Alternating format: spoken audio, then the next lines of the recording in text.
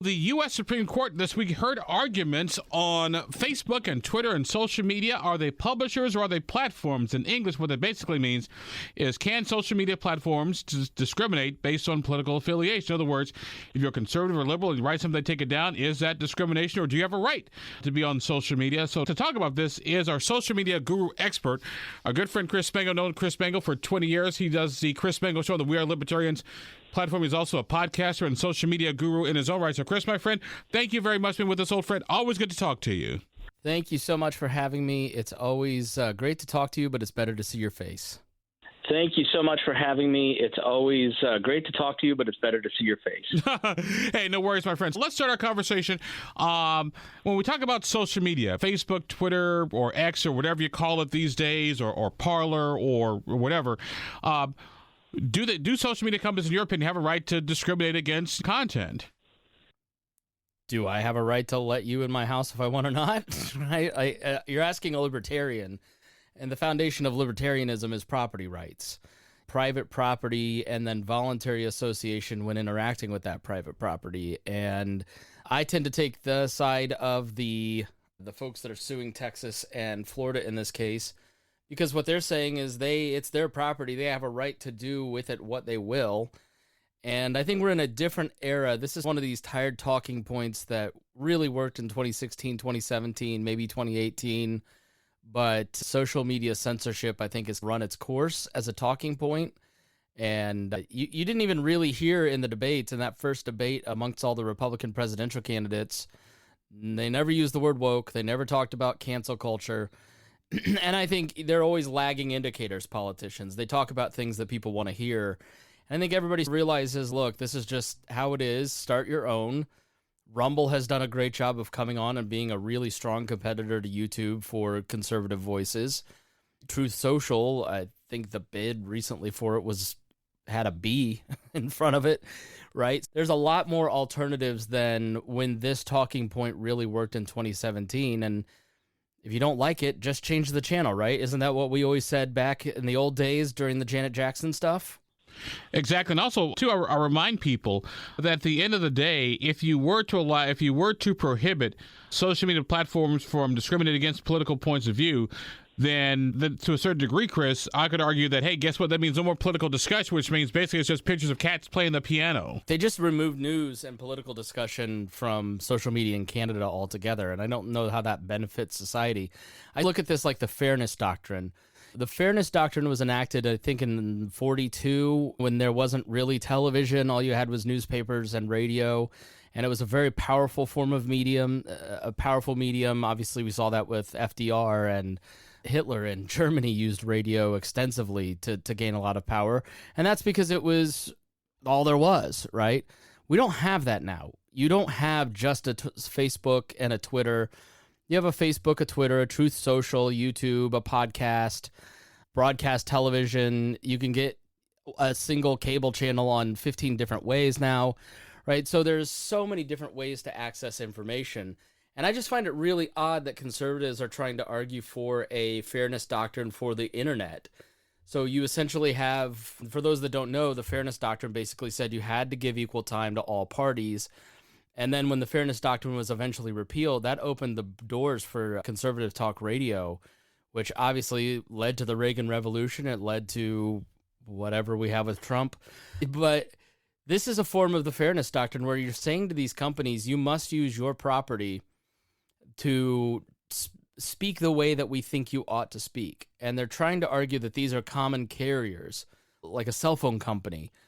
And that just doesn't make any sense. I tend to side with the argument that they're more editorial, that they're making decisions using mass AI-driven algorithmic censorship, although it's not censorship, it's more of an editorial decision, right? They don't want pornography. They don't want violent conversation. They don't want racism on their platforms. And they have every right to do that. It's their house. They bought the servers. They pay for the employees to make this happen. And when they go away, society's probably going to be better off for it. It's not a utility. It's not the same thing. And I think to argue that you need to regulate them like a utility just smacks like a conservative fairness doctrine, which I wouldn't be in favor of in any way. Our guest on the program today is our good friend Chris Spangle. Chris, the host of Chris Spangle Show on the We Are Libertarians social media platform. Chris, also, he and I have known each other for 20 years since I came to Indiana back in 2004. Chris, I thought it was interesting because that whole argument about it's like a cell phone or maybe like a telephone.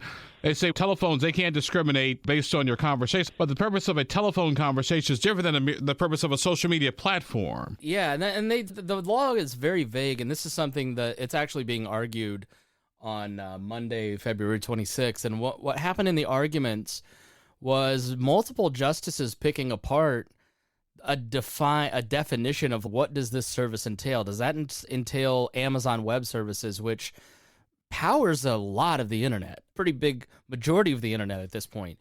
Does a government have a right to then censor Amazon Web Services? Or what about Etsy? Is Etsy one of these common carrier platforms where people sign up and sell goods? Do you then have a right to censor what T-shirts are then sold?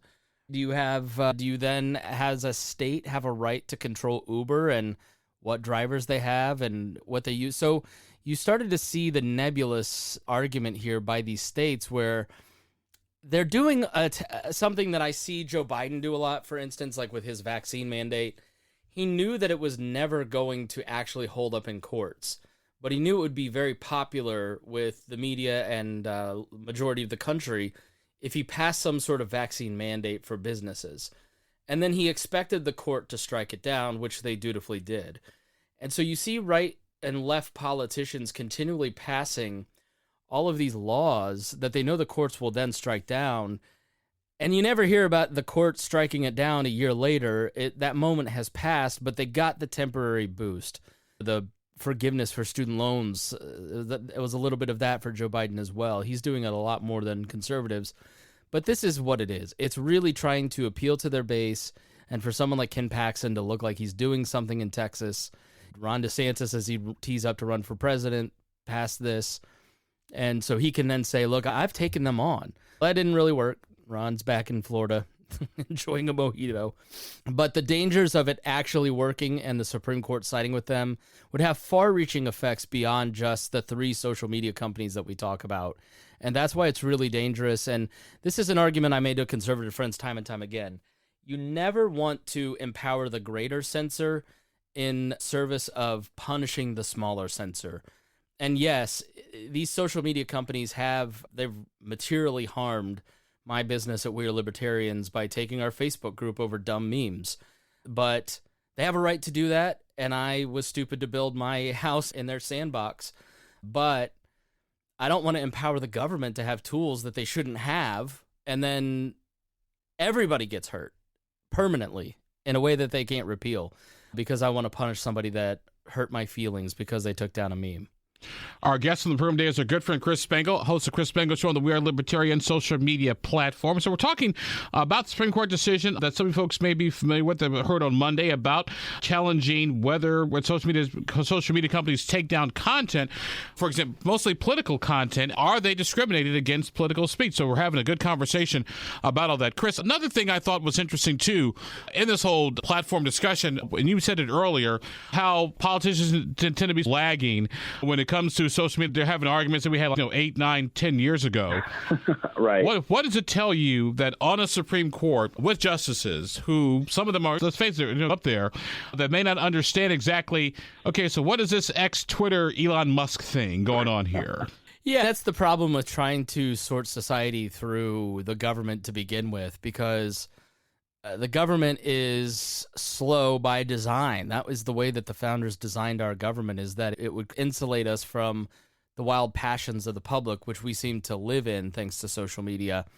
And it's meant to be slow. It's meant to take its time. And 8 years after a subject comes up, it's thoughtfully and carefully considered at the Supreme Court, having been through multiple courts and decided on and thought through. That's all really good, right? It doesn't feel good a lot of times in talk radio land or on, I don't know what the liberal version of that is, right? But that's the way that it's designed. And you have senators who craft these policies who don't understand how it works. And if they do understand how it works, it's usually because a lobbyist group paid for them to understand how it works. And the effects of such a law then have these unintended consequences that they didn't anticipate and are worse than the original effects. So that's the problem of trying to organize through government, as opposed to solving a problem by profit through businesses and the marketplace, or solving a problem through compassion using civil society and neighborhoods, family, nonprofits. That's what makes up civil society.